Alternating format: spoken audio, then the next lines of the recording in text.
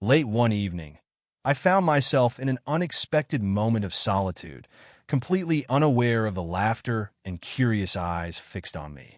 The source of their amusement wasn't my awkward situation, but rather a shocking personal revelation, one I was the last to discover.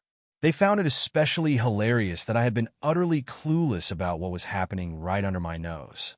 How could a man be so blind to his wife's infidelity? Ethan Holloway, who claimed to know my wife quite well, was telling his friend Liam Preston how he had seduced her at a party last week. Meanwhile, I was called to investigate a break-in at a local art gallery.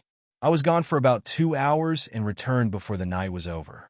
Upon my return, I found my wife sitting at a table with 3 other people, including Ethan Holloway and his boss, along with their spouses. My name is Lucas Hayes, and I'm an insurance investigator for a well-known company that deals with high-value property clients. This profession might be unfamiliar to most, but I've been in it since I graduated from college over 15 years ago. At 37, I consider myself in the prime of my life.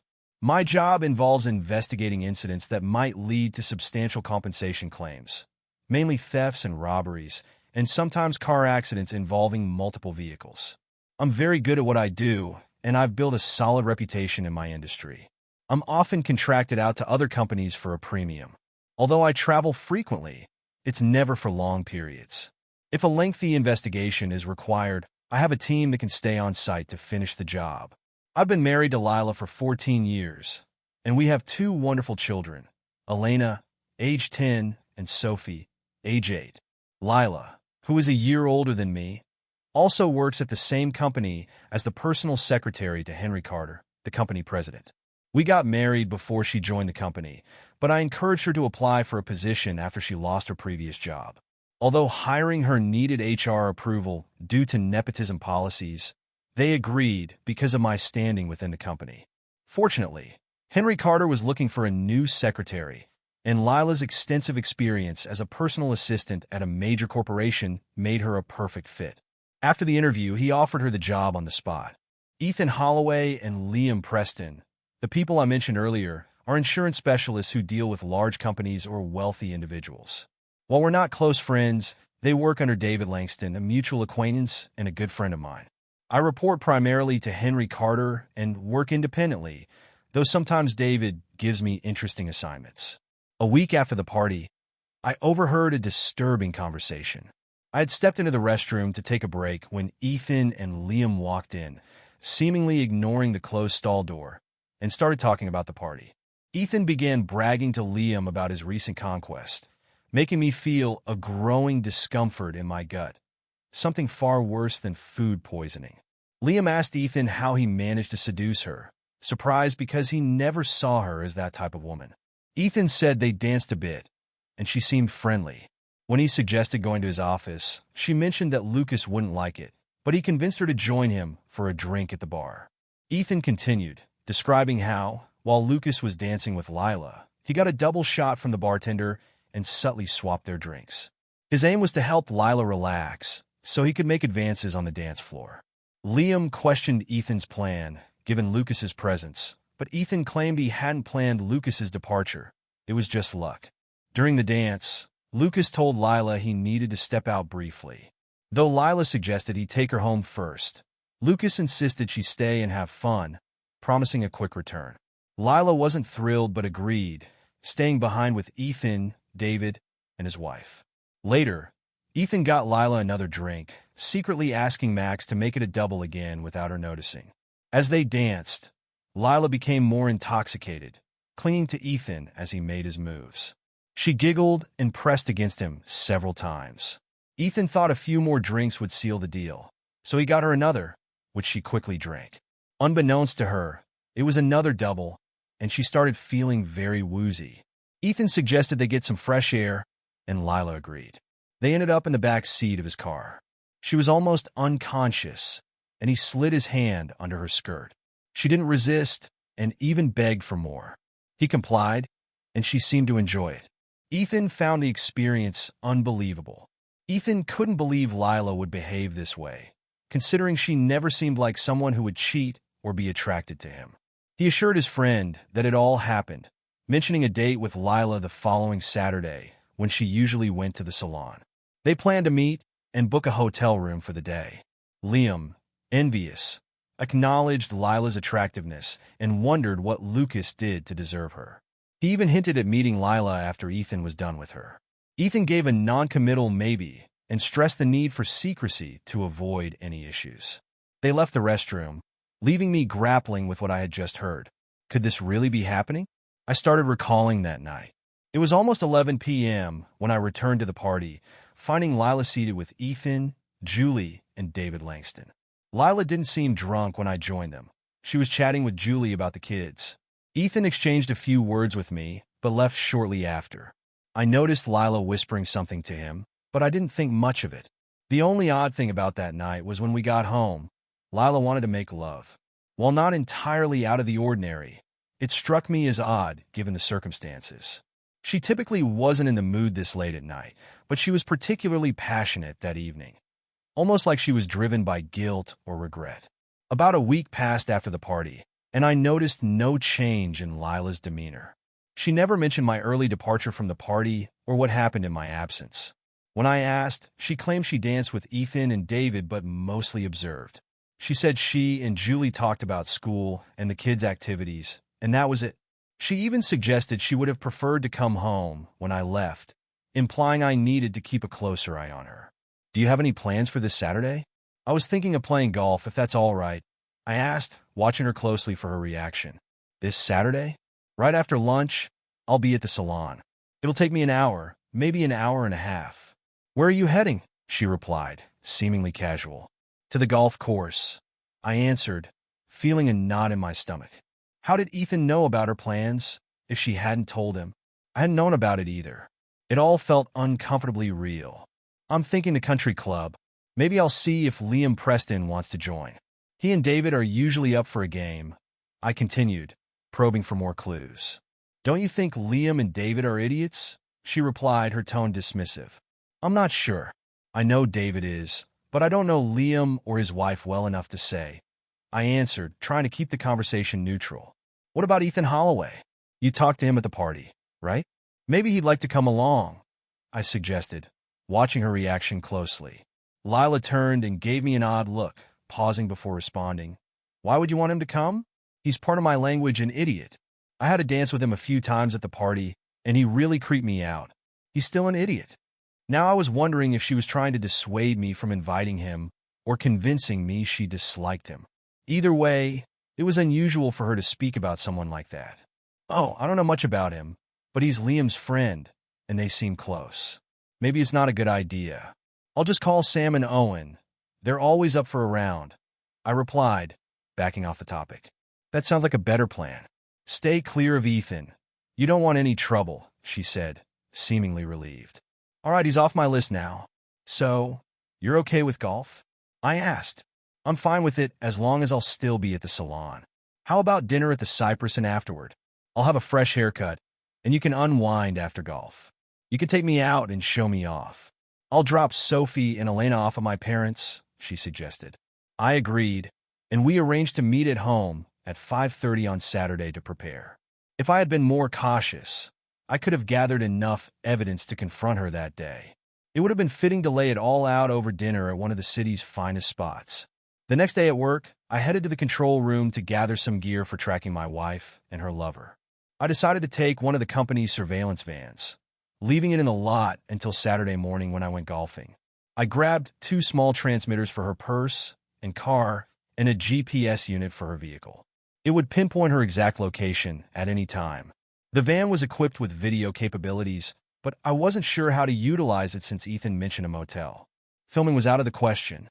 Perhaps I could conceal a camera in her jacket, but only if I knew she'd wear it. I could try, but it was uncertain. With the GPS unit, I could track her movements, tapping into its signal with the van's equipment.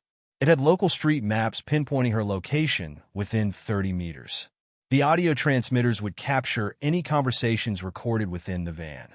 All of this could be automated, so I didn't even need to be present in the van. I just needed to leave it about a mile away from where she was last week. My plan was to spend the rest of the week observing.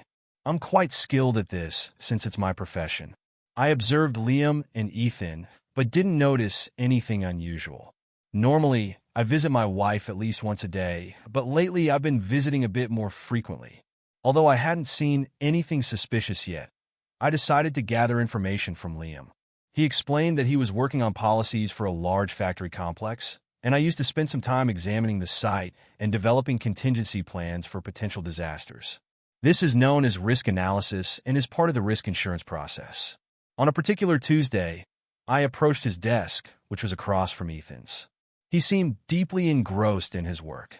I greeted him and expressed my desire to review the Baxter plant plan for the day.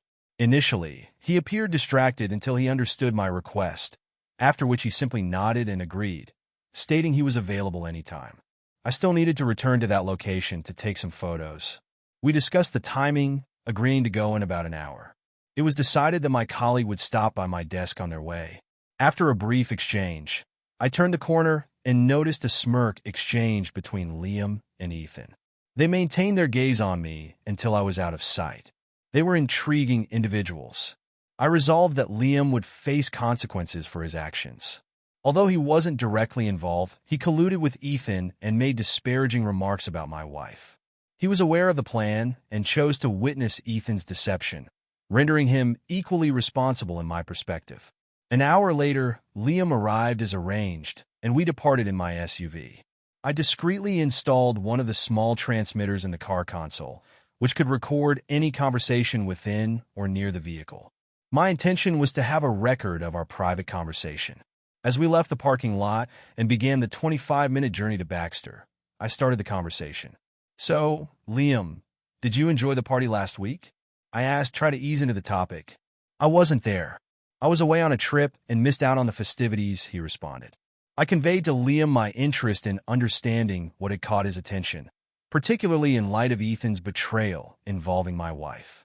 I asked if that was what he had overlooked. Liam seemed taken aback by my straightforwardness and initially struggled to respond.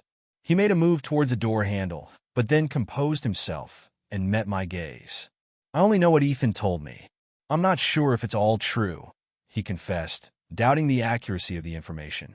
"Do you really think Ethan would make up such a story?" I pressed, skeptical. Liam pondered this and then shrugged. "It's hard to say. But why would he lie about something like that? I overheard him talking about getting her drunk and taking her to his car. How did you know about it if you weren't there?" I questioned further, pushing for more details. Liam looked uncomfortable, but finally said, "Ethan told me about it afterward. He mentioned your 2-hour absence coinciding with the incidents." I nodded, noting the information. This was just the beginning. I needed to dig deeper and find out the truth. Ethan didn't seem to have any further plans beyond what he had already disclosed. Liam, hesitant and unsure of the truthfulness of Ethan's story, recounted his words. I sarcastically commented on Liam's loyalty and thanked him for his so-called friendship, hinting that he should have told me regardless of his intentions. Liam expressed reluctance, saying he wouldn't wish such a situation on anyone, and apologized for making me feel like a fool. He mentioned Ethan's claim that he couldn't resist my wife. After Ethan's statement, I switched off the recorder, intending to keep our next conversation off the record. I reassured Liam that if he followed my instructions, he'd be fine, but warned him of serious consequences if he failed. Liam nodded in agreement, clearly uneasy. I then hinted at another matter to discuss with him. I made it clear that Ethan must remain unaware of our conversation and that Liam must not disclose anything to him. I stressed the severe consequences of any breach of trust, including losing his job and tarnishing his reputation. I reminded him that I had ways of monitoring both him and Ethan to catch any slip-ups.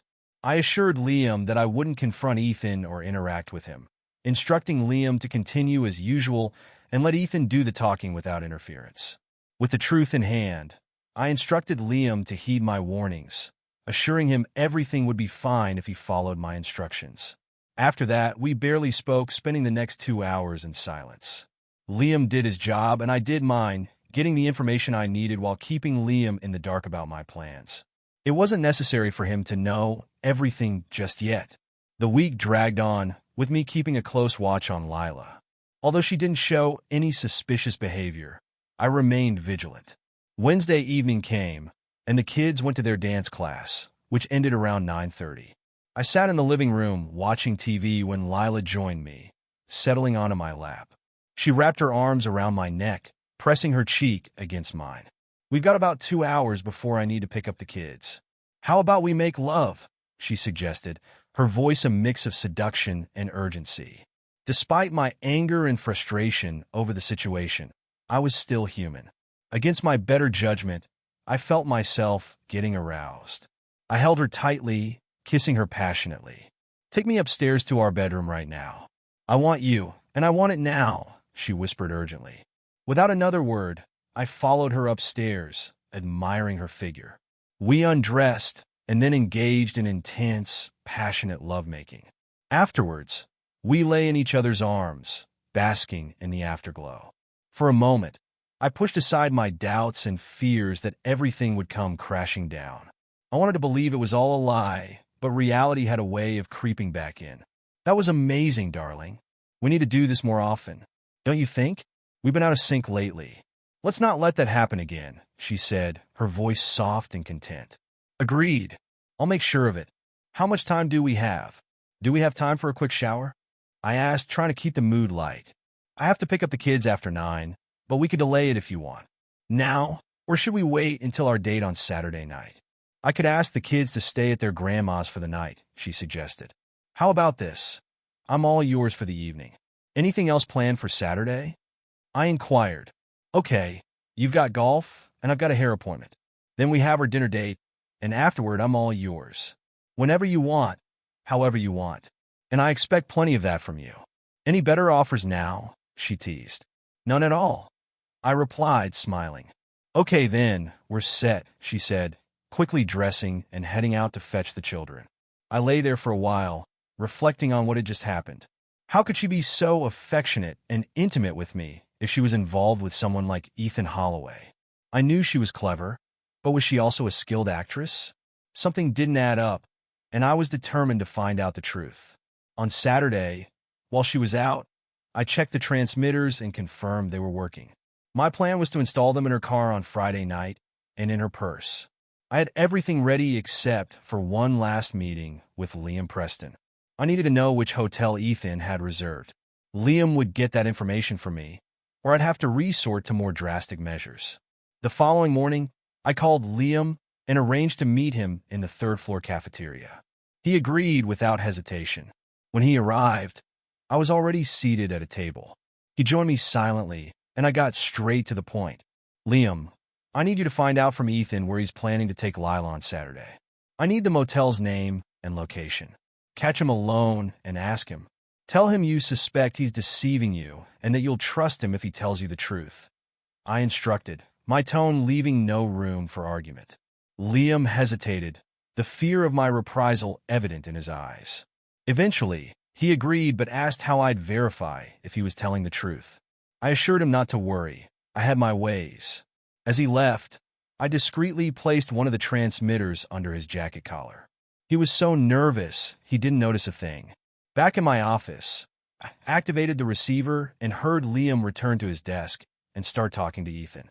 Liam invited Ethan to meet him in the copy room in 10 minutes, to which Ethan agreed. Liam then questioned Ethan about potential marital issues. Ethan defensively claimed everything was fine and mentioned seeing me the day before, seemingly doing well. Unsatisfied, Liam pressed him about his plans with my wife for Saturday, specifically mentioning a motel. Ethan, insistent on his truthfulness, offered proof if needed. He revealed that he had booked a room at the Sky View Motel on Statler Street for Saturday night, with check-in at 2 p.m. and my wife arriving by 2:15 p.m. He even suggested calling the motel to confirm. After confirming the details, Ethan made a disparaging remark about my marriage and warned Liam not to meddle in their affair. Despite Liam's apparent concern, he nodded in agreement, clearly shaken. Ethan remained indifferent, suggesting that if my wife was interested, so was he. After hearing this exchange, I turned off the receiver, feeling a mix of disbelief and anger. I had hoped Ethan would admit to lying, but instead, he confirmed everything, leaving me unsettled. Now, with the motel address in hand, I planned to set up surveillance equipment in the van, My mind raced with ideas. I could park the van there on Friday night, activate the gear on Saturday at noon, and keep my distance to avoid witnessing my wife's betrayal firsthand. The only thing I could do now was gather concrete evidence to confront Lila, Ethan, and Liam. My first move was to call the motel, and they confirmed Ethan's booking. At least that part was true. With that confirmation, I had to bide my time until Friday evening. Then an idea struck me. What if I captured them entering the motel room on camera? I decided to visit the motel that day and scout the area. Inside the Sky View Motel office, I waited for the clerk, a shady-looking character, which suited my purposes perfectly. Honesty wasn't what I needed right now. "Hello, friend. I'm an investigator for an insurance company, and I need some information. Here's my ID and a warrant," I said, flashing my badge and presenting a convincing, albeit fake document. The slip of cash I handed him didn't hurt either. "Sure. What do you need?" he replied, his eyes lighting up at the sight of the money. "I need to confirm Ethan Holloway's reservation and get a room number," I said. He checked his records and shook his head. "No room assigned yet. How about you assign a room on the first floor overlooking Statler Street?" I suggested, slipping him another $50. After a moment's hesitation, he nodded and gave me a room number that was perfect for my needs. I informed him about the van I'd be parking on his property, to which he shrugged indifferently. I thanked him again and slipped him another $50 for his discretion. His sly grin as he pocketed the cash told me he'd keep quiet. As I left, it dawned on me that I could capture the footage I needed by positioning the camera through the front window of the van parked directly outside their room. My plan was set. Friday at work was challenging. My mind was elsewhere. To distract myself, I headed to Henry Carter's office, using the excuse of discussing a recent art gallery robbery. Although the details weren't urgent, my real motive was to catch a glimpse of Lila as I walked through the hallway. Her face brightened upon seeing me, and she waved me over to her table. "I've been seeing more of you lately. Not complaining, but what's changed? Anything I should know about?" she asked, a playful smile on her face. "Nothing much. Just enjoying being around you more," I replied. "Is Henry in?" "He is. Want me to introduce you?" she offered. "Yes, if possible. I need to discuss some matters regarding the art gallery," I explained. Entering Henry's office, I engaged in conversation. Despite his youth, Henry had earned a strong reputation. He had spearheaded various ventures, including the site I worked on, and held a substantial stake in the company. His wife, Aria, whom I'd met on several occasions, epitomized the trophy wife. Blonde, slender, and stunningly attractive. She and Lila were of similar ages and often chatted while Henry and I had developed a close rapport. During our discussion, I directly asked Henry about Ethan Holloway. As part of my duties, I regularly provided feedback on other employees' performance, though this inquiry was personal. "Why the interest in Ethan? Is there something I should know?" Henry asked, curious. "I need to ensure any potential issues with my team are addressed promptly," I replied. "Well, I do have some concerns about Ethan. I'm not particularly fond of him or Liam. I might have more to share this weekend if things go as anticipated. How about we touch base at my place on Sunday? If not, we'll reconvene on Monday," Henry suggested. "Let's wait and see. Please keep this between us," I requested. "Agreed. I trust your judgment. You've always been fair in your evaluations. By the way, I'd like you to reconsider the vice president position I proposed. I haven't discussed it with Lila yet, but she deserves to know. If you don't inform her soon, I will," Henry stated firmly. "I'm waiting for the right moment. This entails significant changes for us, so I needed time to deliberate. I'll give you an update next week," I replied. "Sounds good. Think it over. Weigh your options. We'll talk soon," Henry said as we concluded our conversation. Leaving Henry's office, I exchanged a few words with Lila before heading toward Liam. Pausing at his desk, I made a loud comment about Baxter's performance, ensuring Ethan overheard. I then subtly signaled to Liam that I knew about his conversation with Ethan, which surprised him. Though neither of us spoke further, I patted him on the back and discreetly removed the small transmitter, leaving him unaware. Wrapping up the day without interruptions, I waited for Lila before heading home. I planned to tell her I needed to drop off the van and would be a bit delayed. She kissed me goodbye and left. I noticed Ethan standing by the door, watching her leave. He glanced at me briefly before returning to his seat. Afterward, I parked the van and ensured the camera was correctly positioned to capture the room the clerk had assigned. I secured it and reminded the motel owner to let it stay there overnight, perhaps until the next day, slipping him an extra $20. I thanked him for his cooperation. He pocketed the money and shook my hand, sealing our deal. Returning home, Friday night brought an unexpected twist. Lila had ordered pizza for the kids and arranged for them to spend the evening at Grandma's. When I asked her why, Lila explained that she had enjoyed our Wednesday night so much that she wanted to continue the trend. Did I mind? Not at all. As Friday night unfolded similarly to Wednesday, a gnawing feeling took hold of me. Despite enjoying the experience, I couldn't shake off the unease. Where had she learned these new techniques?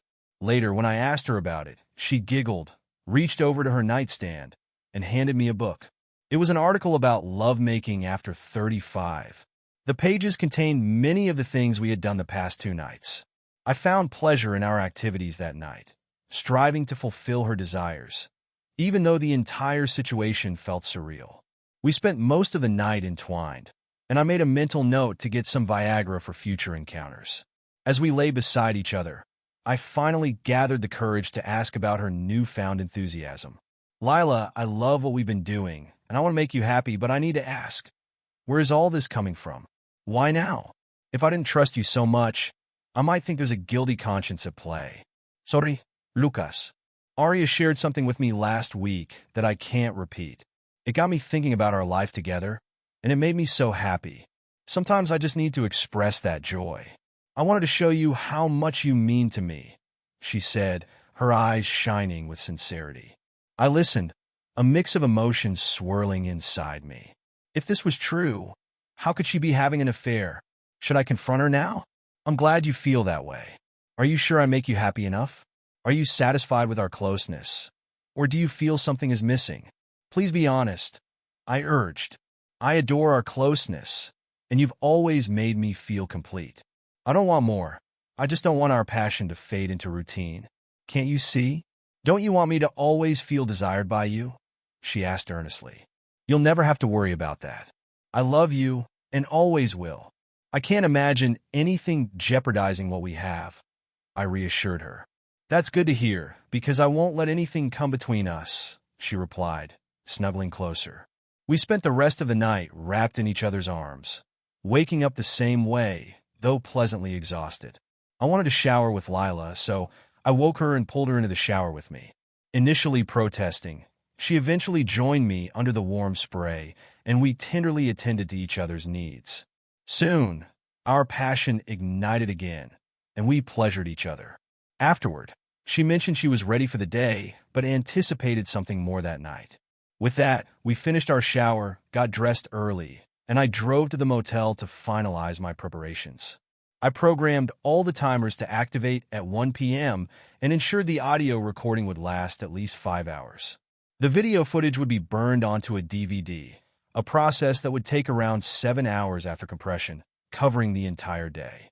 I initiated the sequences and locked up the van. When these two entered their little sanctuary, they become the stars of my new film, and the initial screening would be unforgettable. Returning home to grab my golf clubs and bid Lila farewell, the day turned out to be a disaster. I played golf with 2 acquaintances from the club, and my performance was abysmal. By the end, I felt like a complete failure, buying beers for everyone. Around 5, I drove to the van to ensure everything was in order. Scanning the area, I saw no cars or activity, assuming everyone had left. Quickly calling home, Lila answered, and I told her I was on my way. As the time to meet Lila drew near, I drove home without reviewing the surveillance data. I wanted to confront her with the evidence before dinner, but decided to savor our evening together one last time. Despite the betrayal, I still enjoyed making love to her. However, the thought of losing her made me choke up. Why was she doing this to me? I loved her deeply, and the thought of life without her seemed unbearable. If the evidence confirmed my suspicions, divorce was inevitable. Her behavior was unacceptable. But what about our children? She was a devoted mother and deserved custody. If she had indeed cheated, there must be a reason I didn't know. She was fundamentally good, but had made a grave mistake. I could come to terms with that. She could care for the children, and I would provide child support. These thoughts consumed me as I drove home to reunite with Lila, uncertain if I could endure the evening. Legal action couldn't proceed until I had concrete evidence, yet doubt lingered in the back of my mind. I brushed it aside. Facts were facts, and soon I'd have all the evidence I needed. At home, Lila had already showered and dressed, mentioning she'd add the finishing touches when it was time to leave. Meanwhile, I hurried to get ready, ensuring we left on time for our reservation. My wife was radiant, always drawing attention as we entered the room. She brushed off the admiring glances from men effortlessly, but I couldn't help noticing, always filled with pride. Tonight was a stark reminder of what could have transpired. Despite everything, she remained intelligent and engaging, making her an excellent dinner companion. We conversed on various topics typical of a night out, and she indulged in more wine than usual. As the designated driver, I noticed her being particularly flirtatious with me. As we concluded our dessert of chocolate mousse and sorbet, we exchanged smiles, both eager to retire to the bedroom upon returning home. I signaled the waiter for the bill as Lila excused herself to the restroom. Exiting hand in hand, we made our way to the car. As I navigated the main street toward our house, Lila leaned against my shoulder, intertwining our fingers. She gently moved my hand from the steering wheel to my lap, and without much prompting, I hugged her tightly, reminiscent of our youthful love. She sighed contentedly, and we drove home in a tender embrace. Once home, Lila busied herself with household tasks, her energy seemingly endless. Finally, she turned to me, a mischievous glint in her eyes. "Shouldn't we head upstairs and pick up where we left off this morning? You owe me, remember?" "Absolutely. Lead the way," I replied, trying to match her enthusiasm despite the turmoil inside me.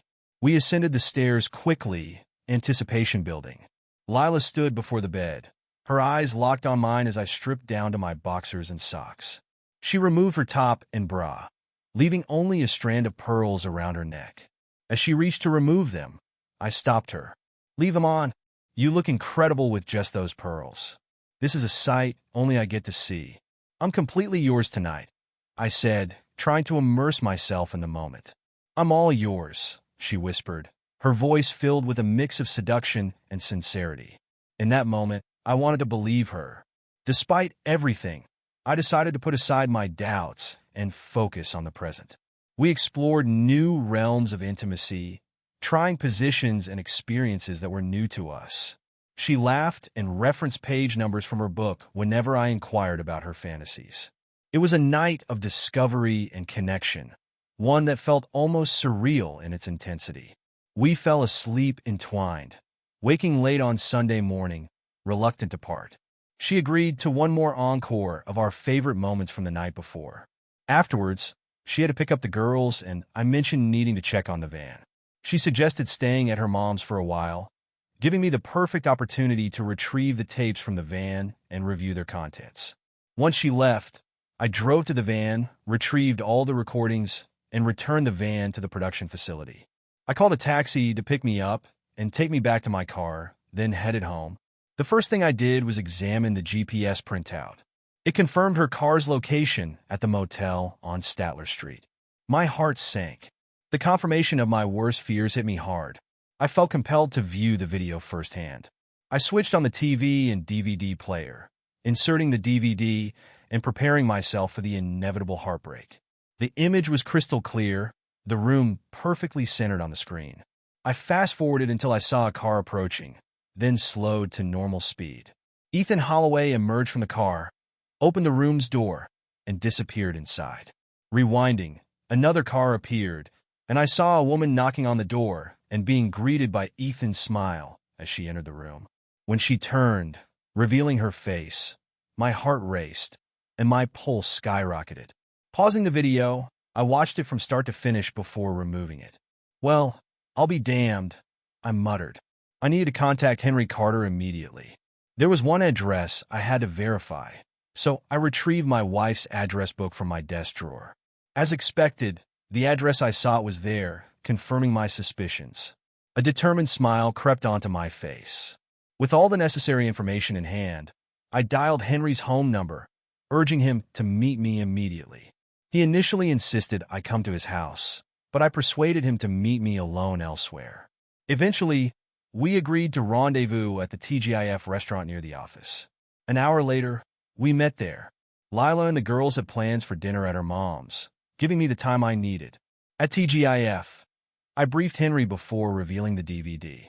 I brought along a portable player with a 9-inch screen and headphones for privacy. As he watched, his anger simmered beneath the surface. Initially skeptical, he vehemently denied the possibility of Lila's involvement.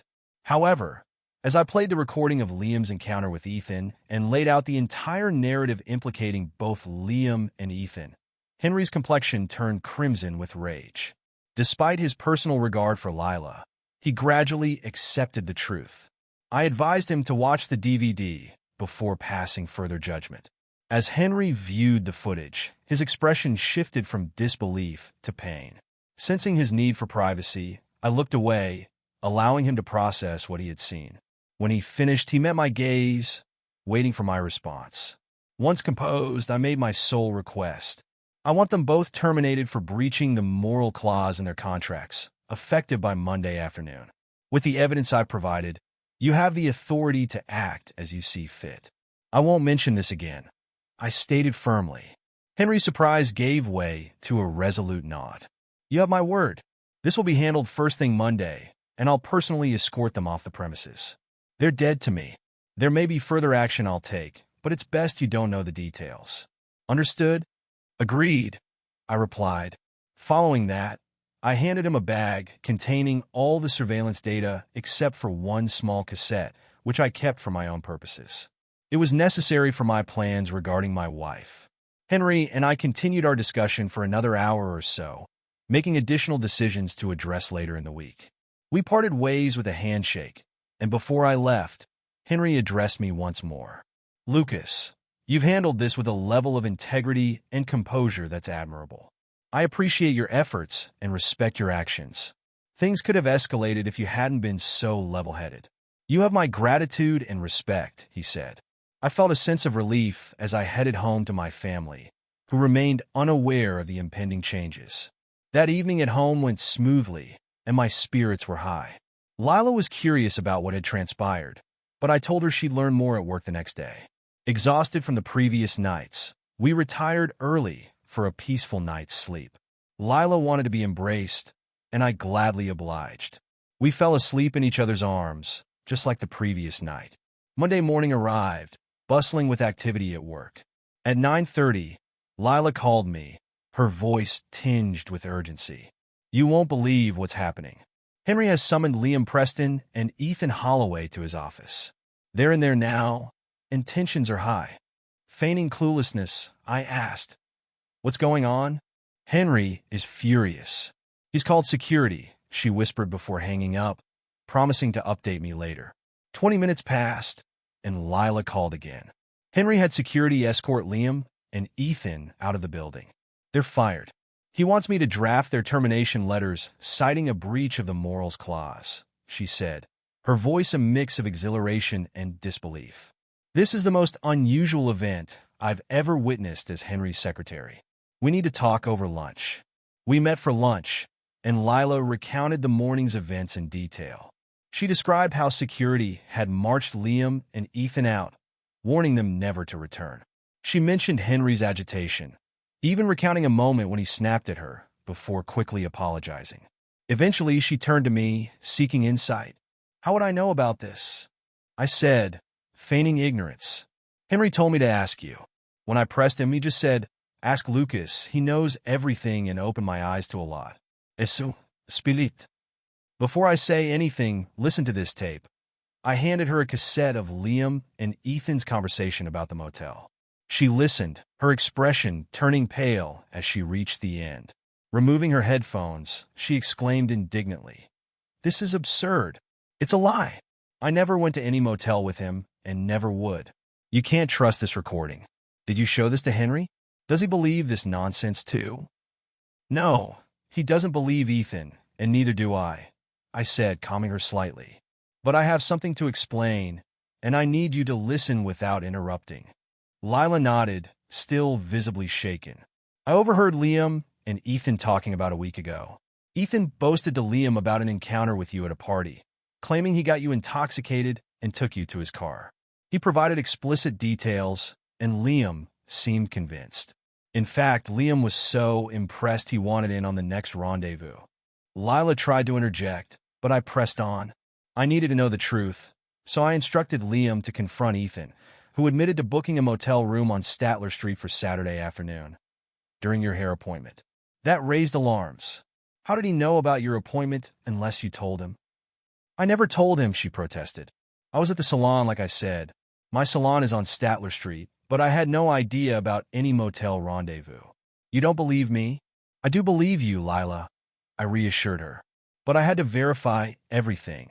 I used a company surveillance van to monitor your car and record anyone entering the motel room. I reviewed the footage on Sunday. A woman did visit Ethan, but it wasn't you. Who was it? She asked, bewildered. It was Aria, Henry's wife, I revealed. I suspected something was off after talking to David Langston. He said you and his wife only drank soft drinks at the party and stayed together the whole night, even asking her to stay by your side to deter Ethan. I realized Ethan was diverting attention from his true companion. Lila's eyes widened in shock. So, did you really doubt me? Did you set up surveillance to spy on me? I had to be sure, Lila. Ethan's lies created doubt. But I never doubted your integrity. I needed to uncover the truth, and unfortunately, it implicated Henry's wife. He was devastated when I told him. We talked further, reluctantly returning to work. Lila accepted my explanation, though she was hurt by the surveillance. I felt no regret for uncovering the truth. Our relationship was now stable, and I was determined to keep it that way. The rest of the day was a blur of normalcy until Lila informed me that Henry wanted to speak with her that evening. She seemed to believe my feigned ignorance. During dinner, amidst the usual chaos with the girls, Lila found a moment to share her conversation with Henry. He talked about the importance of trust, respect, and love in a marriage and the devastation of losing it all. Then he confided in me about Aria's actions and asked for my advice. What did you tell him? I asked, intrigued. I encouraged him to reflect on his love for Aria and consider forgiveness if possible. I urged him to have a candid conversation with her, but cautioned against prolonging the decision if reconciliation seemed unlikely. He seemed receptive. Did he mention anything about me? I inquired. No, nothing specific. Why? She asked, sensing more. Well, yes. Henry extended an offer for me to become Vice President of Investigations. It involves overseeing all investigators globally and offers substantial financial rewards and benefits, including shares. We could choose to live in California or Florida, though I'd still report to Henry. Lila's excitement was palpable. She leaped into my arms, overwhelmed with joy. When did this happen? Is this in recognition of your actions today? Actually, he proposed this 6 months ago. I wasn't ready to consider it until now. The thought of losing everything made the decision more tangible. Last week, I feared I might lose you, and it prompted me to reevaluate. Lucas, you could never lose me like that. I won't stray, ever. It's out of the question. Do you understand? She affirmed, holding me tightly. We held each other, the weight of the past week lifting.